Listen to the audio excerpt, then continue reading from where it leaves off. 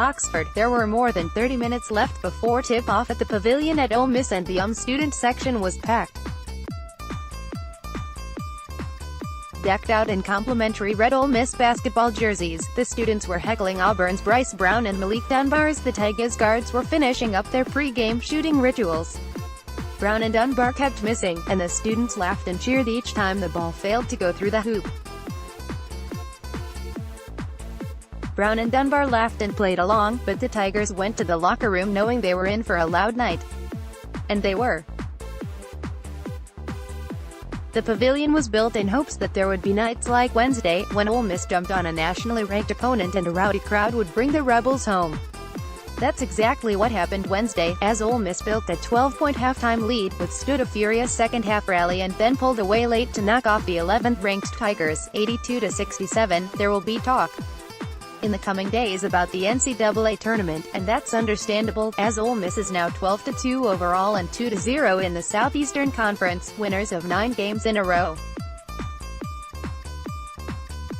There's still a long way to go in that race, but the Rebels are certainly in great shape in the early going. The story Wednesday, at least in my humble opinion, was the environment and the way Ole Miss embraced it. There have been big games at the Pavilion before, but they always had a novelty.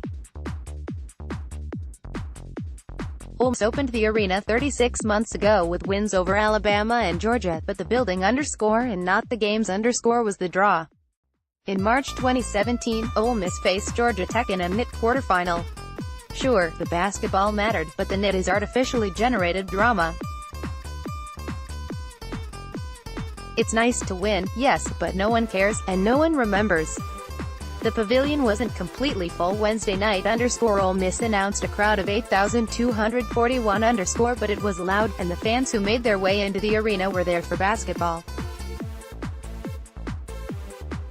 That was obvious from the opening tip and was quite evident in the final seconds, as a fan base starved for something positive feasted on a celebration. "I knew our team was ready to play," Davis said. "We had great energy in practice the last couple of days. You never know what the score will be, but I knew our energy level would be good.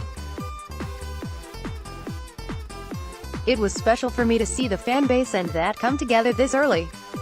There were no students here and the student section was full. The Ole Miss spirit is fabulous. You give them something they want to see and they'll come out. That's what made this win so special for us tonight. That's what high-level college basketball is all about. On the court, there were so many positive signs for Ole Miss." On Saturday night in Nashville, Brian Tyree scored 31 points in a 10-point win at Vanderbilt, earning SEC Player of the Week honors in the process. Against Auburn, the Tigers keyed on Tyree, tilted their defense toward him, denied him the ball and then ran another defender at him when he got it. Bruce Pearl's strategy worked, as Tyree was held to 5 points, 5 rebounds and 2 assists to go along with 6 turnovers. To be able to absorb 1 for 10 from Brian and be able to beat one of the best teams in college basketball, that says a lot for the guys on our team, Ole Miss coach Kermit Davis said. Speaking of Terrence Davis, saddled with foul trouble at Vanderbilt, picked up the slack, scoring 27 points and grabbing 12 rebounds in 38 minutes. Davis was brilliant all night, making 9 of 15 shots from the floor, 4 of 9 from the three-point line and 5 of 6 from the free throw line. Davis added 2 assists, 1 blocked shot and 1 steal. He committed just 2 turnovers and, more importantly, 1 foul. He's done this in his career, he's had big games, Kermit Davis said.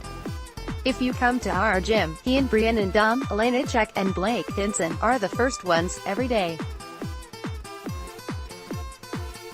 Just extra shots, how he approaches practice, how he's willing to be coached. It was great for us to see him emerge on a national stage like that. He has a high talent level. Boy, he finished some athletic balls at the rim tonight. Freshman KJ Buffin was terrific in his 23 minutes off the Rebels bench, scoring 16 points and grabbing 4 rebounds, 3 steals and an assist. Dominic Elenichek, the Rebels' embattled center who couldn't stay on the floor last season, has become indispensable in recent weeks. Olenicek had 11 points, 7 rebounds, 2 assists, and a steal in 29 minutes.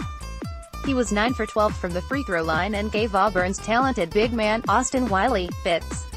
Devontae Shuler was, once again, quietly superb. The Rebels' point guard scored 14 points on 5 of 9 shooting in 35 minutes, making huge buckets at critical moments in the second half. Ole Miss led by 13 at halftime, but Auburn, 11-3 overall, 0-1 in the SEC, dominated the opening minutes of the second half.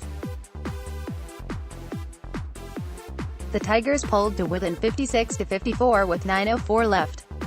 Ole Miss answered with a 14-6 run and then dominated the final few minutes, pulling away from the Tigers as the game ended. "We kind of responded to all their runs, and that's what good teams do," Kermit Davis said. "We executed late. I thought that was a key to it. We're a good free throw shooting team and we usually kind of close games out like that, but really it was defending. We held Auburn to 32% in the second half and that was the key to the game. And the biggest stat for us was the rebounding. They're one of the best defensive rebounding teams in the country.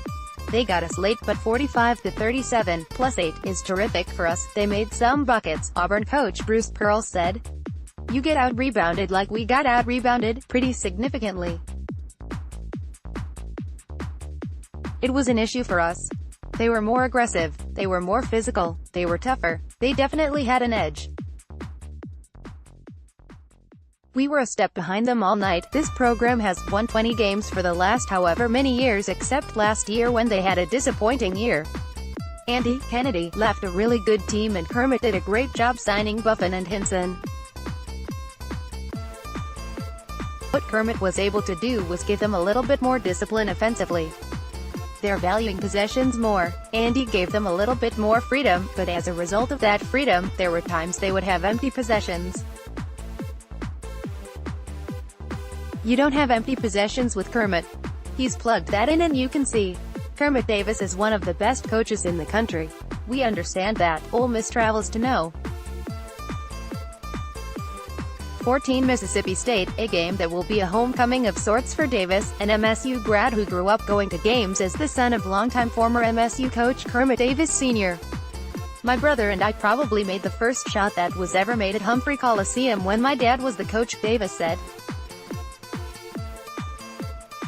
"I haven't been back in a long time, maybe since I was an assistant at LSU. I have a lot of pals who will be there, but I said in my press conference and I'll say it again, nobody at Humphrey Coliseum will want to beat Mississippi State more than Kermit Davis.